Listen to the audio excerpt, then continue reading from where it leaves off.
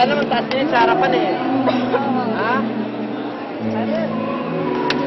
Then, binibigay mo rito, bigyan mo ng porsyento, hindi ko nakaka-recover to. Pag miss receive, huwag ka magbibigay, basta lang, kung ano ha? Pag miss receive, huwag basta. Dito, miss receive. Poy. Miss receive, hit.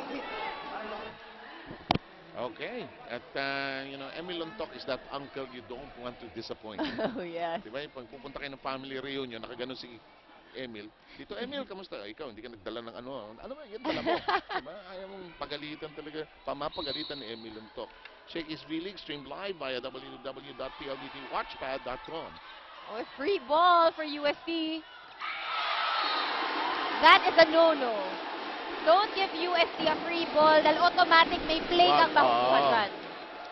Especially when you have Ortiz and Maizo right there in front. When they start smiling and laughing, it's nakakairita pag ikaw yung kalaban, no? Oo. It makes you, wow, napaka-cocky naman ito. But, you know, because they're so good, they can do that.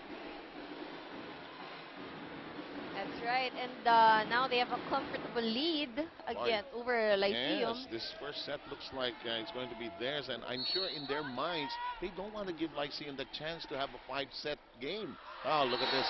Waste.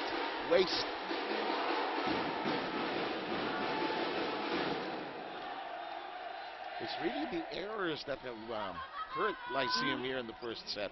That's right. We've seen a few service errors and also some hits that went out. You know, in the early part of the set, they may not matter. Oh, wow. What was that? I think it's a violation, though. Medyo overreach ng konti. It is a violation, but then again, UST is just 1 point away from closing this set. They just have to make sure na walang errors. You know, I agree. Violation, tinawagan. Pero the message of the blocker there, umuulitin. Andito pa ako. I'm here. Umuulitin. Violation, fine. Pero umuulitin. Oh, boy. The errors. And UST wins the first set. Could this be a short afternoon or a long one? We have no idea. So it's a good thing to stay with us. We'll take a look first at our shaking play. And look at this big moment for... Oh, look at that. When UST does that, that's hard to stop.